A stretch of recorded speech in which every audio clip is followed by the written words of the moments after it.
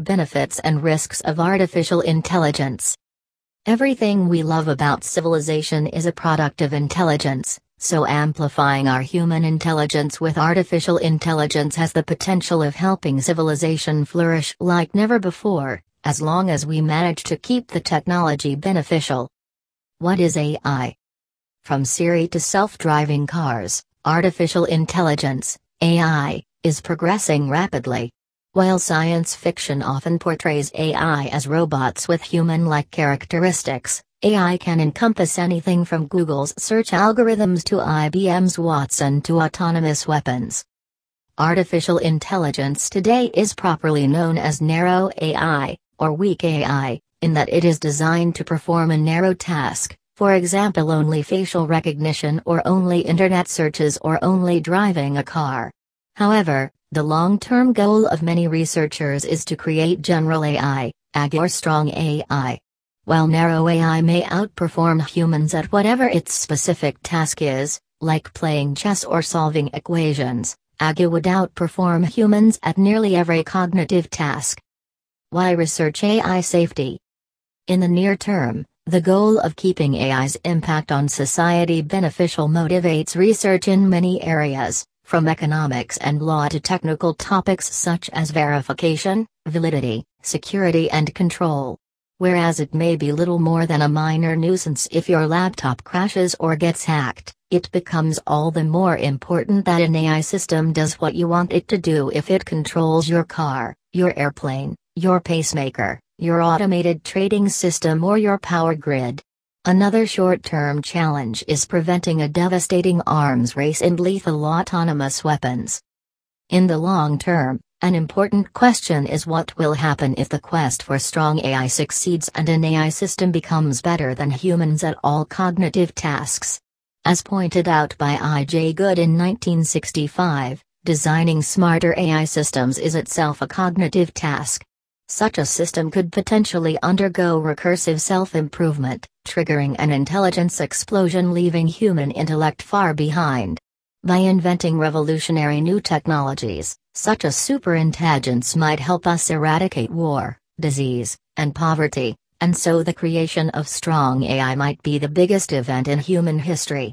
Some experts have expressed concern, though, that it might also be the last, unless we learn to align the goals of the AI with ours before it becomes superintelligent.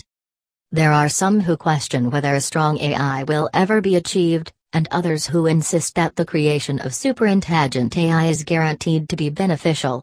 At FLI we recognize both of these possibilities, but also recognize the potential for an artificial intelligence system to intentionally or unintentionally cause great harm.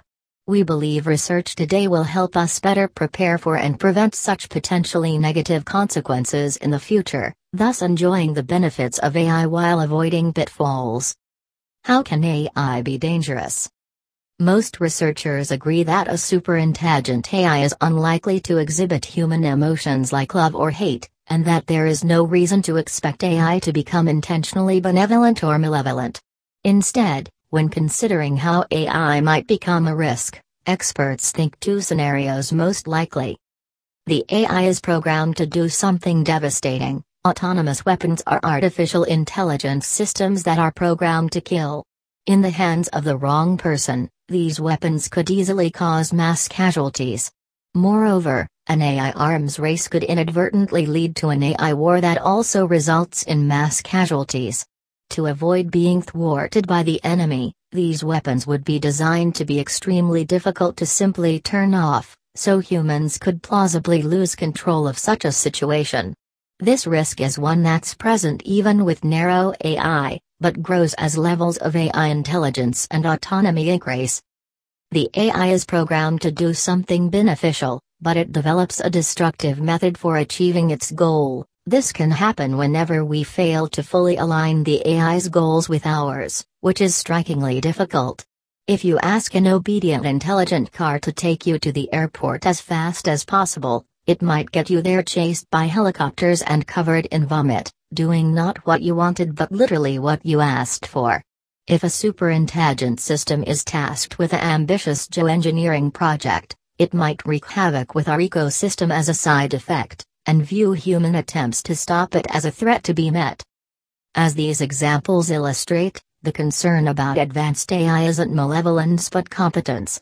A superintelligent AI will be extremely good at accomplishing its goals, and if those goals aren't aligned with ours, we have a problem. You're probably not an evil ant hater who steps on ants out of malice, but if you're in charge of a hydroelectric green energy project and there's an anthill in the region to be flooded, too bad for the ants. A key goal of AI safety research is to never place humanity in the position of those ants. Why the recent interest in AI safety? Stephen Hawking, Elon Musk, Steve Wozniak, Bill Gates, and many other big names in science and technology have recently expressed concern in the media and via open letters about the risks posed by AI, joined by many leading AI researchers. Why is the subject suddenly in the headlines? The idea that the quest for strong AI would ultimately succeed was long thought of as science fiction, centuries or more away.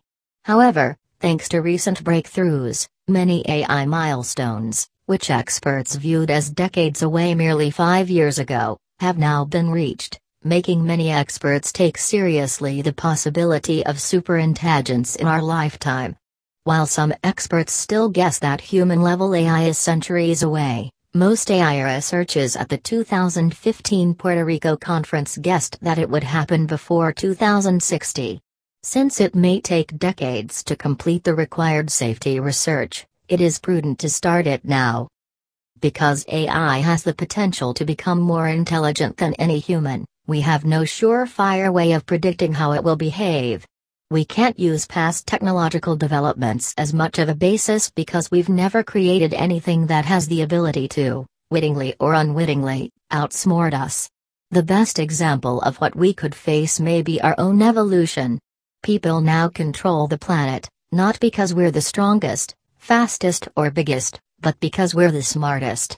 If we're no longer the smartest, are we assured to remain in control? FLI's position is that our civilization will flourish as long as we win the race between the growing power of technology and the wisdom with which we manage it. In the case of AI technology, FLI's position is that the best way to win that race is not to impede the former, but to accelerate the latter, by supporting AI safety research. The top myths about advanced AI. A captivating conversation is taking place about the future of artificial intelligence and what it should mean for humanity. There are fascinating controversies where the world's leading experts disagree, such as AI's future impact on the job market, when human-level AI will be developed, whether this will lead to an intelligence explosion, and whether this is something we should welcome or fear. But there are also many examples of boring pseudo-controversies caused by people misunderstanding and talking past each other. To help ourselves focus on the interesting controversies and open questions, and not on the misunderstandings, let's clear up some of the most common myths. Timeline myths. The first myth regards the timeline. How long will it take until machines greatly supersede human-level intelligence? A common misconception is that we know the answer with great certainty. One popular myth is that we know we'll get superhuman AI this century. In fact, history is full of technological overhyping. Where are those fusion power plants and flying cars we were promised we'd have by now? AI has also been repeatedly overhyped in the past, even by some of the founders of the field.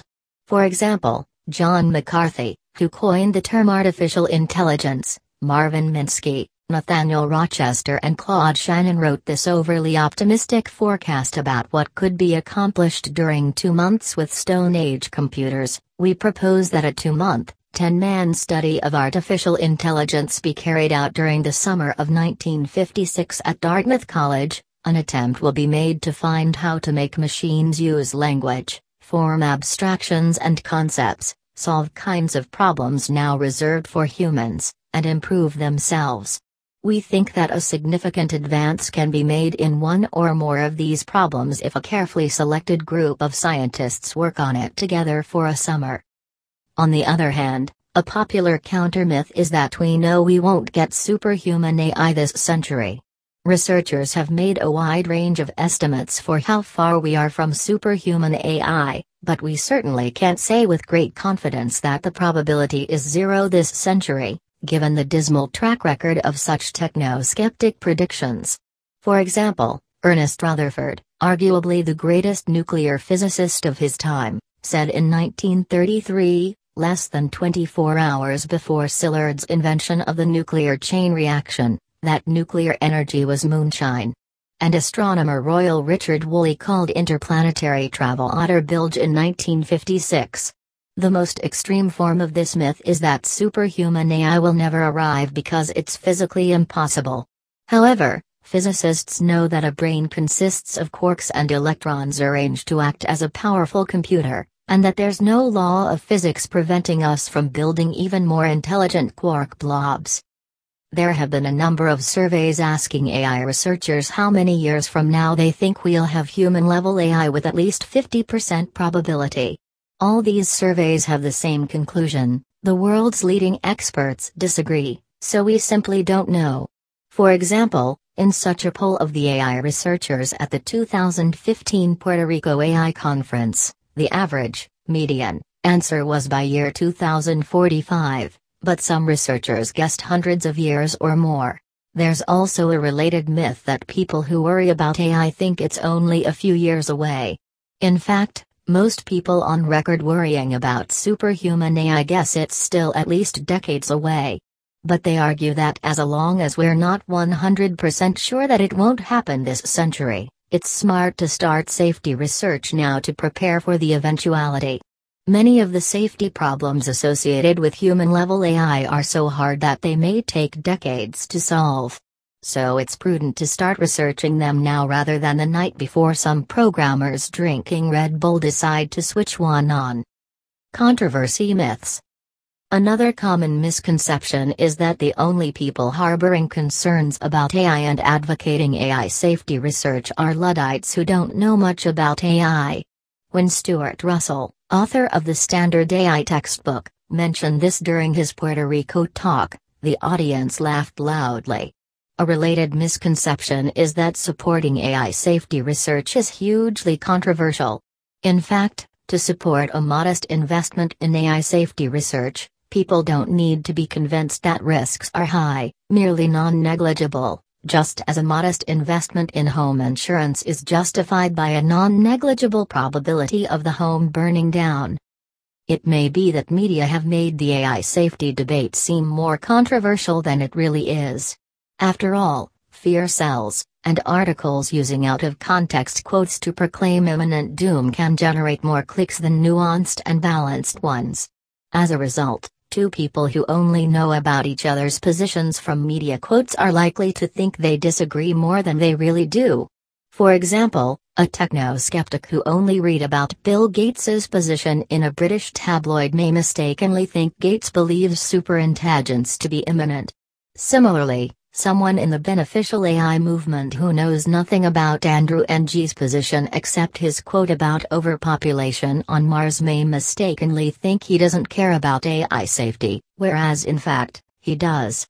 The crux is simply that because Ng's timeline estimates are longer, he naturally tends to prioritize short-term AI challenges over long-term ones.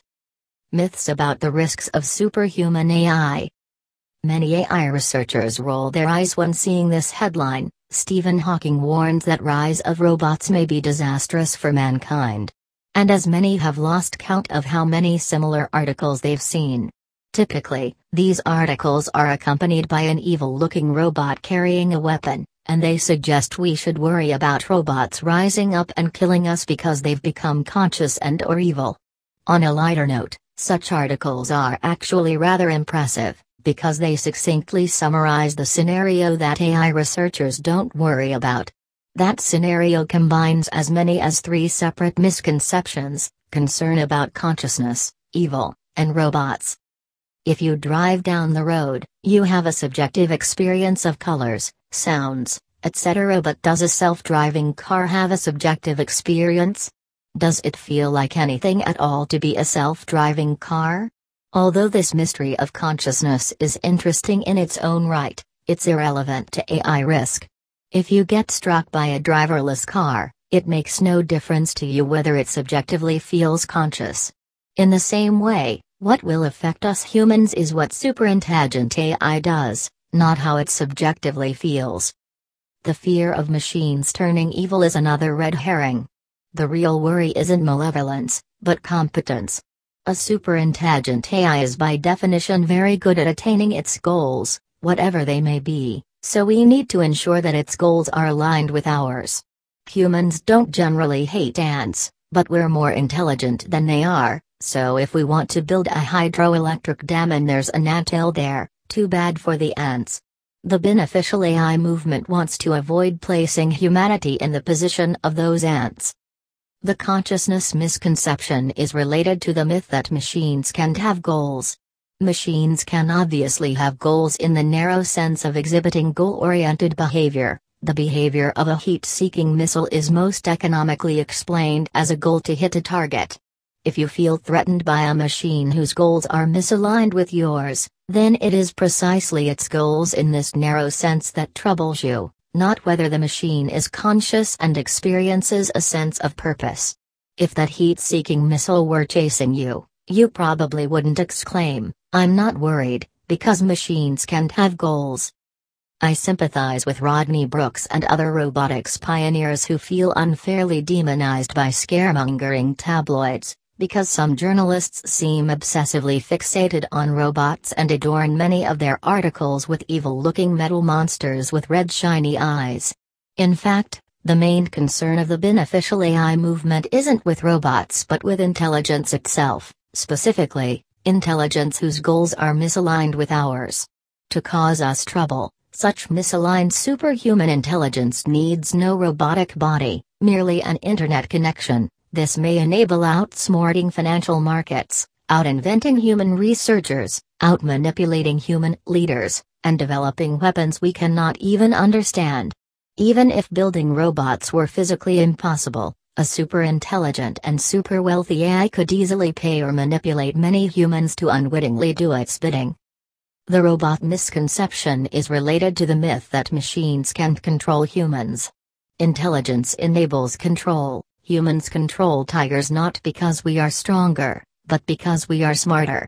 This means that if we cede our position as smartest on our planet, it's possible that we might also cede control. The interesting controversies. Not wasting time on the above-mentioned misconceptions lets us focus on true and interesting controversies where even the experts disagree. What sort of future do you want?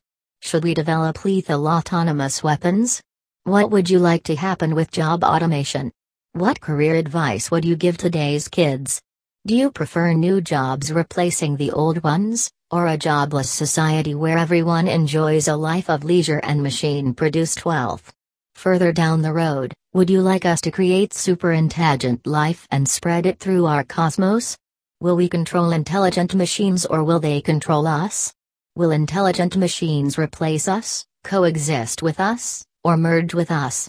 What will it mean to be human in the age of artificial intelligence? What would you like it to mean, and how can we make the future be that way? Please join the conversation.